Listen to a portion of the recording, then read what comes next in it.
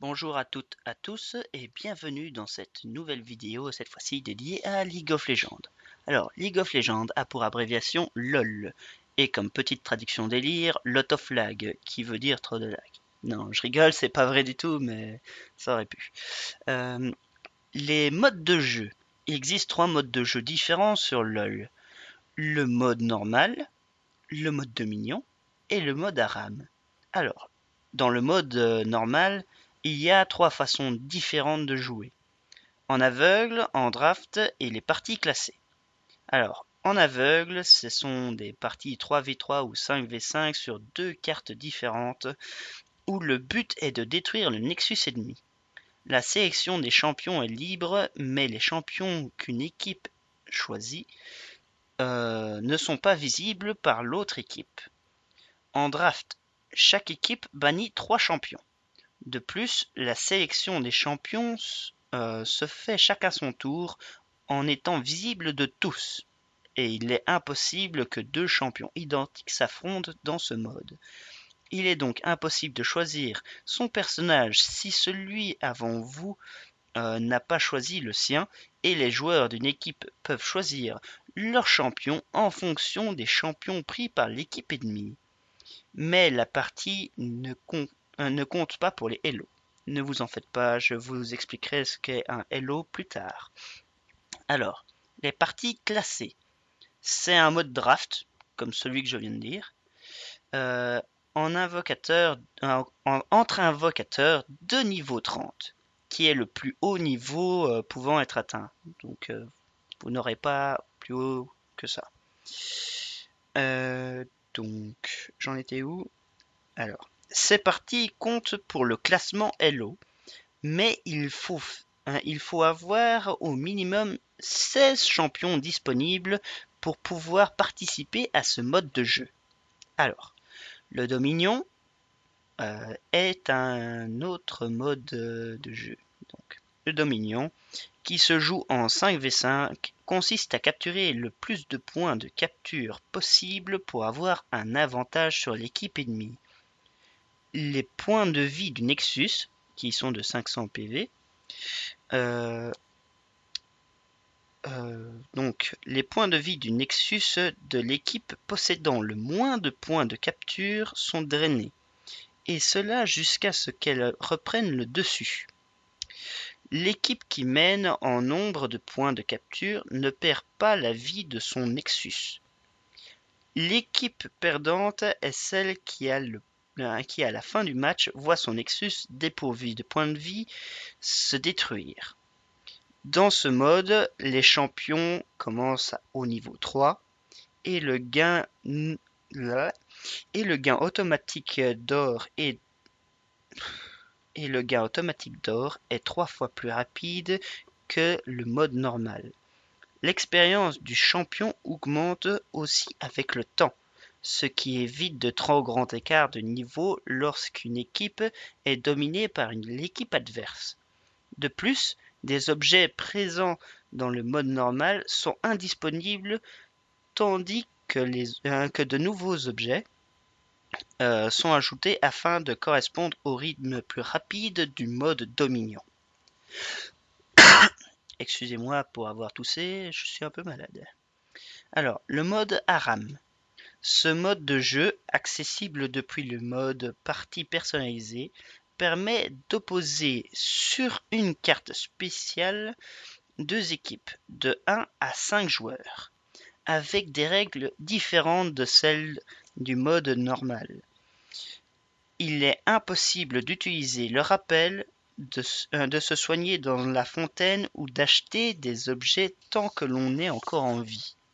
Mais on peut acheter des objets tant que le joueur ne quitte pas la base. Les champions sont choisis au hasard et des bonus pouvant rendre les PV apparaissent sur la carte. Sur la carte, il n'y a qu'une seule voie similaire à la voie du milieu dans la partie normale. Donc en 5v5 quoi. Voilà. Maintenant les cartes. La première carte est la faille de l'invocateur. C'est en 5v5, c'est-à-dire 5 contre 5 si jamais vous ne savez pas. Est similaire à la carte de Dota. Comme dans Dota, vous commencez la partie dans votre base et vous combattez sur 3 voies pour détruire 3 types de bâtiments. On distingue respectivement les tourelles, éléments protecteurs de la faille de l'invocateur qui tire sur un ennemi qui s'approche trop près. Les inhibiteurs, qui génèrent des sbires et qui, une fois détruits, permettent de donner un avantage à votre équipe en générant des sbires renforcés, plutôt appelés creep par les invocateurs. Et pour finir, le Nexus qui est le cœur du jeu. Le but de votre équipe est de détruire ces tourelles et ces inhibiteurs afin d'être avancé. Afin de faire avancer votre équipe ainsi que vos sbires jusqu'au Nexus à la base adverse et de le détruire. Les 3 voies sont reliées entre elles par un espace neutre appelé la jungle, dans laquelle on peut trouver tout un tas de monstres neutres qui octroient, si on les tue, des bonus. La carte est également coupée par une rivière parcourant toute la carte, en bordure de laquelle on trouve 2 monstres épiques, le dragon et le Nashor. Les tuer rapporte de l'or et de l'expérience à toute votre équipe, ou encore un buff. Un buff est un effet temporaire qui procure certains avantages. Alors, il y a aussi comme carte la forêt torturée qui se joue en 3 contre 3.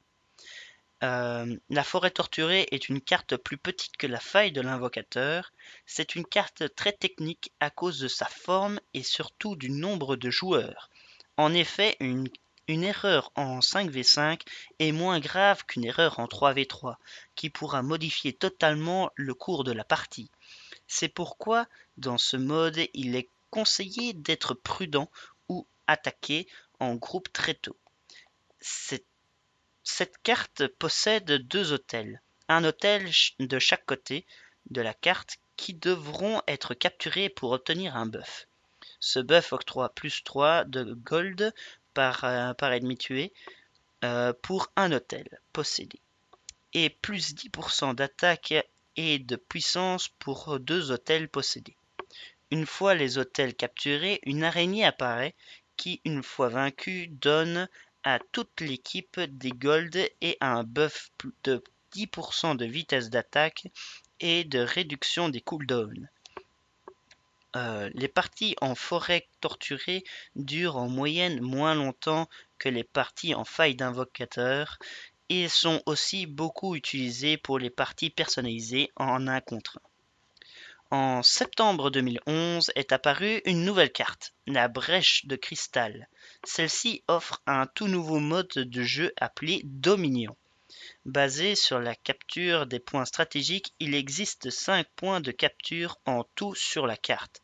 La raffinerie, l'ossuaire, la carrière, la foreuse et le moulin. Contrôler plus de points que l'adversaire endommagera son Nexus. La première équipe dont les PV du Nexus atteignent 0 perd la partie. Le style de jeu de cette carte est beaucoup plus frénétique. On gagne l'or et l'expérience plus rapidement, les temps de mort sont réduits, etc. En début d'année 2012, Rio annonce qu'une nouvelle carte sera disponible, mais uniquement pour les parties personnalisées. C'est en fait la map du tutoriel du jeu légèrement modifiée pour correspondre au mode de jeu Aram. Inventée par les joueurs, cette carte se compose d'une seule voie créant un chemin entre les 2 bases composé de 2 tours, d'un inhibiteur, 2 tourelles du Nexus et d'un Nexus pour chaque camp. Bien, maintenant je vais vous parler de quelques abréviations que vous pourrez retrouver en jeu. TF, qui veut dire Teamfight ou Twisted Fate, cela signifie que vous devez rejoindre votre équipe pour combattre ensemble, dans un endroit quelque part sur la carte. OP, overpowered. Ça veut dire que la personne est trop puissante. AD, attaque, dommage. Ça veut dire dégâts d'attaque donc. AP, ability power, ça veut dire puissance. CD, cooldown, ça veut dire temps de rechargement. Les ranked sont des matchs classés. Alors, le Elo, je vous avais dit que j'allais en parler. Alors, le Elo est un score servant à déterminer son classement par rapport aux autres joueurs.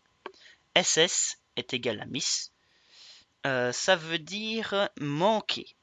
On note souvent ça dans le chat pour dire que vous ne voyez plus votre adversaire et qu'il pourrait avoir quitté sa voie pour aider un de ses alliés. KS, Kill Steal, qui veut dire Voldemort. Comme son nom l'indique, c'est quand vous piquez un kill à votre adversaire et qui rage très très fort. Mais bon. Alors maintenant, passons aux champions. Il existe 111 champions actuels, répartis dans 7 grands groupes. Les assassins, les carries, les combattants, les mages, les soutiens, les tanks et les junglers. Alors, les assassins sont des champions spécialisés pour tuer les héros rapidement. Ce sont généralement de bons combattants avec d'importants dégâts sur une courte durée. Certains ont des formes d'invisibilité ou une facilité aux embuscades et une grande mobilité. Ils sont néanmoins fragiles. Alors, quelques exemples d'assassins, Talon, Akali, Zed ou encore Nocturne. Il y en a beaucoup d'autres, ne vous en faites pas, j'en dis que quelques-uns. Alors, les carries, ce sont des combattants généralement faibles et fragiles en début de partie, mais qui, par l'acquisition de pièces d'or, pourront s'équiper dans le but d'infliger le plus de dégâts possible. Après avoir été supportés par leurs équipes afin d'obtenir rapidement et en grand nombre des pièces d'or, le carry peut le carry a pour rôle de conduire son équipe vers la victoire en infligeant le plus de dégâts possible aux adversaires. Leur faiblesse de... Oui, attendez 2 secondes. Leur faiblesse de début de partie est souvent compensée par la présence d'un personnage de soutien à leur côté.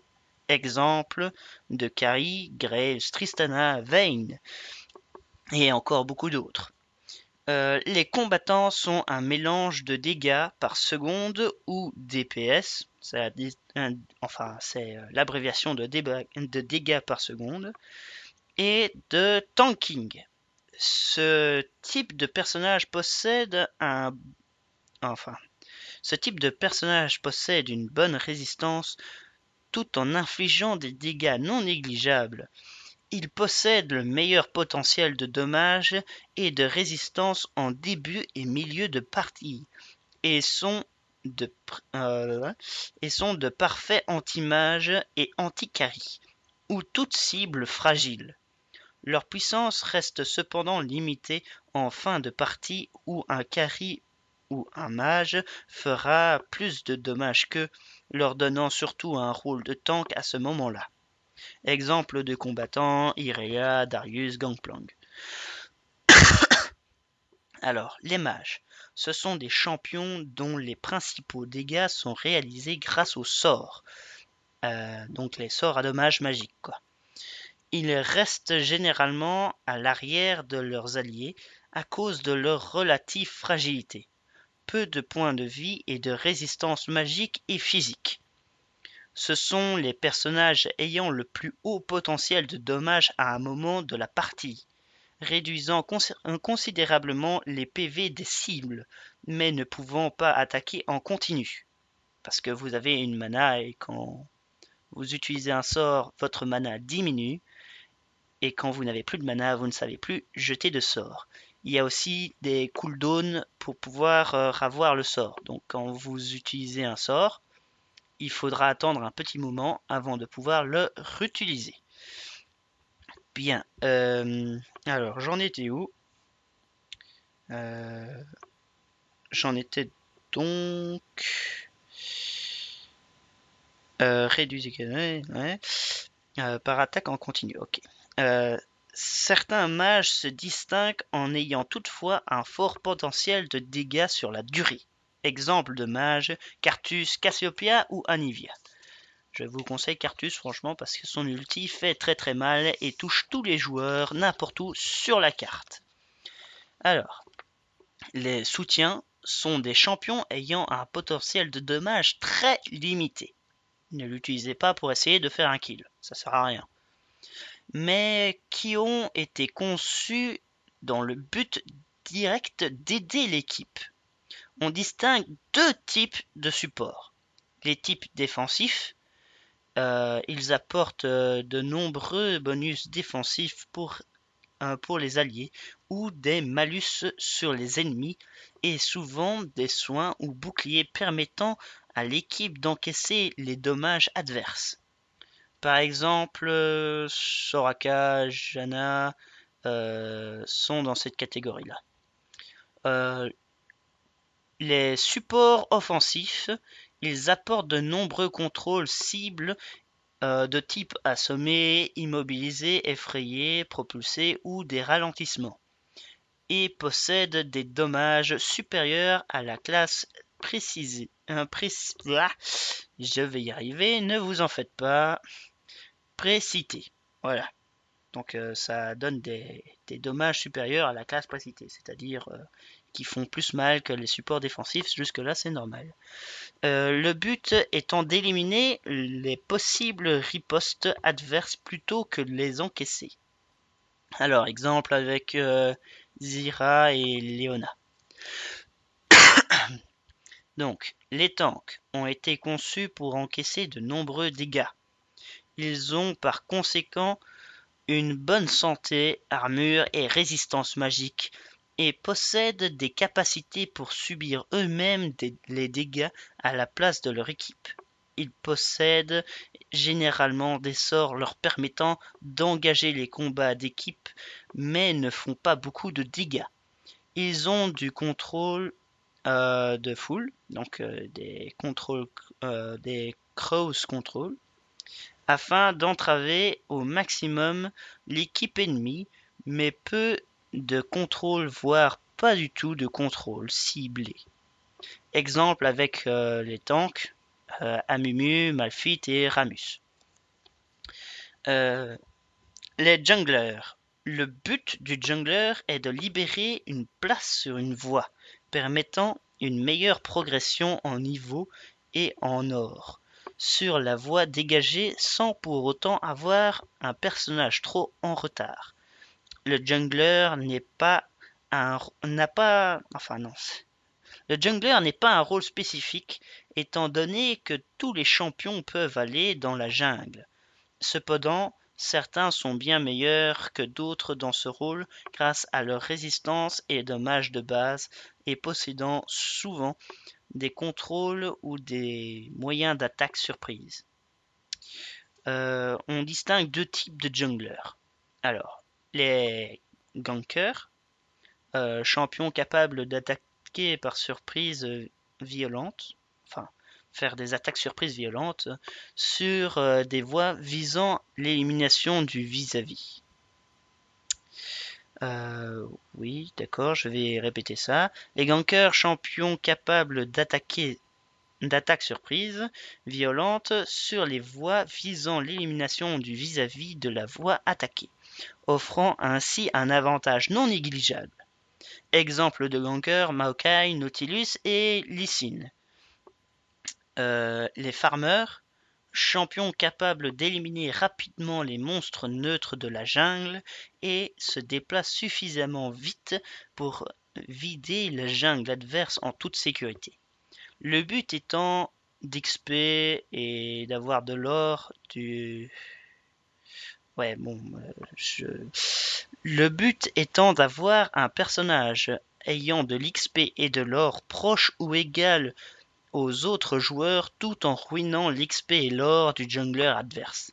Généralement, je vais le répéter, généralement, ils peuvent aussi affronter directement le jungler adverse seul et l'emporter relativement facilement.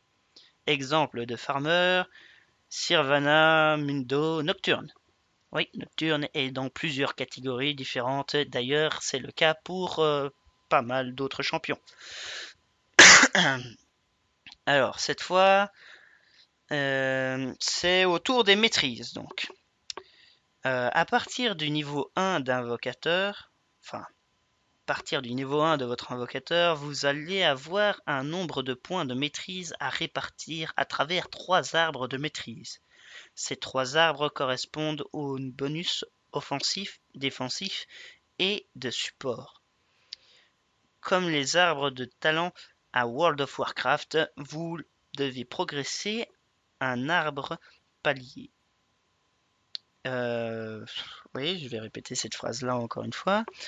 Comme les arbres de talent à World of Warcraft, vous devez progresser dans un arbre palier après palier pour déverrouiller les derniers points de l'arbre de maîtrise. Il y a 3 types d'arbres.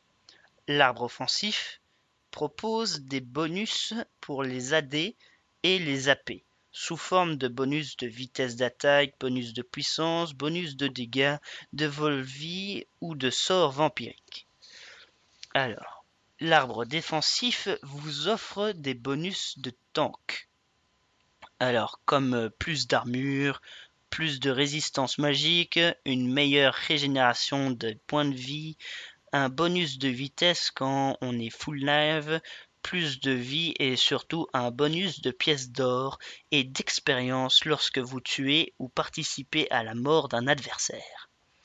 Enfin, l'arbre support offre de la régénération de mana, un bonus de durée sur les buffs bleus, rouges et Nashor, de la vitesse de déplacement, de l'expérience augmentée et enfin de la réduction de cooldown. Ensuite, nous passons aux runes. Chaque invocateur dispose de pages de runes indépendantes de 30 emplacements maximum. Donc il y a 30 emplacements maximum sur une page de runes. Chaque page est divisée en 4 types d'emplacements correspondant aux 4 types de runes.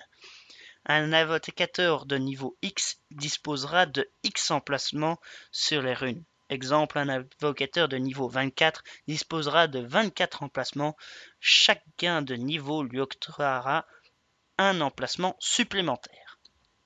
Chaque rune dispose d'un type et un palier différents. Il existe 4 types de runes dans League of Legends. Les marques sont celles destinées aux emplacements rouges. Sur les livres, on peut y placer jusqu'à 9 runes par page, enfin 9 marques par page. Les sceaux correspondent aux emplacements jaunes sur le livre. On peut y placer également jusqu'à 9 sceaux maximum. Les glyphes, emplacement bleu sur le livre, également 9 par page maximum. Les quintessences, ce sont les plus grosses runes qui correspondent aux 3 emplacements sur le livre de runes. Elles sont déverrouillées tous les 10 niveaux, ces emplacements-là. Ouais. Alors, il existe 3 différents paliers. Un palier correspondant à un niveau de rune. Donc, le palier 1, le plus petit palier, donc, dispose, je répète, palier 1, le plus petit palier, disponible dès le niveau 1 de votre invocateur. Palier 2, palier disponible au niveau 10 de votre invocateur. Palier 3, le plus grand palier disponible au niveau 20 de votre invocateur.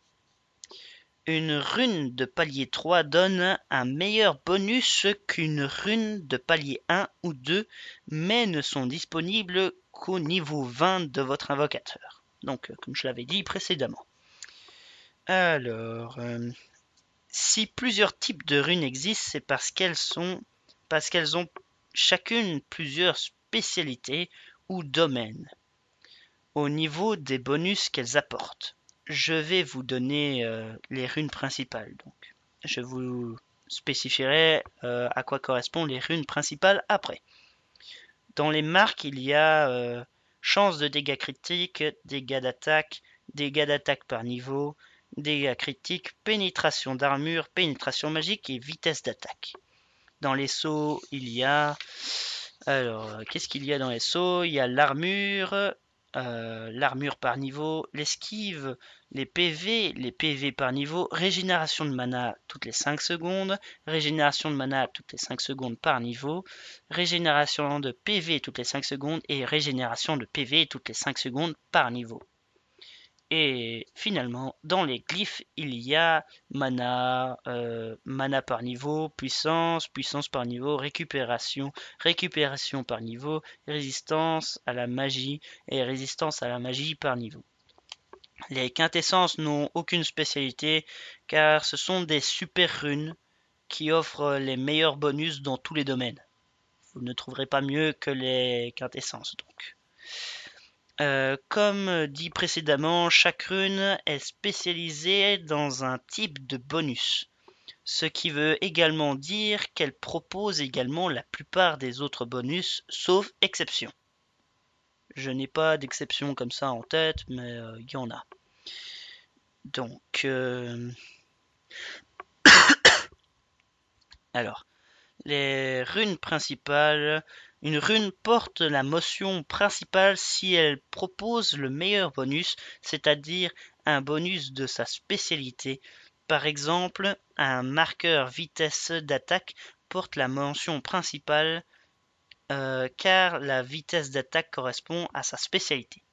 Secondaire, c'est tout ce qui n'est pas principal est secondaire. C'est logique. C'est-à-dire que la rune ne propose pas son meilleur bonus. Par exemple, un saut vitesse d'attaque porte la mention secondaire car elle ne fait pas partie de sa spécialité. Alors, type de bonus que peuvent vous offrir les runes. La plupart des bonus peuvent exister sous deux formes de gains. Les gains directs, le bonus est acquis dès le niveau 1 de votre champion, ou le gain par niveau. Le bonus est apporté à chaque niveau, du niveau 1 au niveau 18. Par exemple, vous avez plus 3 de puissance par niveau. Et au début, vous avez 3 au niveau 1 en plus. Et au niveau 18, vous avez 3 x 18. Et voilà, vous calculez, je m'en fous, moi. Un petit troll, et voilà, c'est bon. Alors, pour finir, je vais vous parler de la mana et de la vie. La mana sert à envoyer des sorts. Lorsque vous lancez un sort, votre mana diminue. Et quand vous n'avez plus de mana, il vous est impossible de jeter un sort. C'est comme ça, vous pouvez rien y faire. Enfin si, vous pouvez y faire quelque chose. Pour récupérer votre mana, il faut soit bien que vous attendiez. Oui, d'accord. Pour récupérer votre mana, il faut soit attendre qu'elle revienne, soit que vous retourniez à votre spawn, qui est la fontaine, soit que vous preniez une potion de mana qui vous régénérera plus rapidement votre mana. Alors, la vie est un élément essentiel de votre champion, car sans vie, vous êtes mort. C'est logique. Oui, c'est con de ma part de dire quelque chose dans le genre là, mais bon, au moins je me lâche un peu, c'est pas grave. D'ailleurs, il y a de nombreux petits fails dans la vidéo, mais bon, voilà, c'est pour m'amuser que je fais des vidéos en même temps. Alors, quand vous n'avez plus de vie, vous êtes mort pendant une courte durée, car vous réapparaîtrez dans votre spawn avec toute votre vie. Si vous n'êtes pas mort mais que vous avez presque plus de vie, je vous conseille de vous TP à votre spawn en utilisant la touche B. Mais attention, ce TP prend un certain temps avant de vous envoyer au spawn. Sinon, vous devriez prendre aussi une potion de soin qui vous permet de régénérer votre vie plus rapidement. Alors avec le TP, je le redis, faites bien attention. Parce que un ennemi peut vous foncer dessus et vous faire des dégâts pendant que vous essayez votre TP. Alors, vous ne pouvez pas vous TP en déplacement. Donc, si vous êtes dans le TP et que vous essayez de vous déplacer, vous ne vous TPerez plus. Quoi d'autre? Et il y a un certain temps avant que le TP s'effectue. Donc voilà. Il faut faire bien attention à ne pas être trop près des ennemis pendant votre TP, sinon vous allez tout rater. Alors, bah voilà, c'est fini. Alors bonne journée à tous et bon amusement sur League of Legends. N'hésitez pas à poster un commentaire, à aimer la vidéo ou à carrément vous abonner à ma chaîne YouTube. Ça me fera plaisir. À la prochaine pour d'autres vidéos. Au revoir.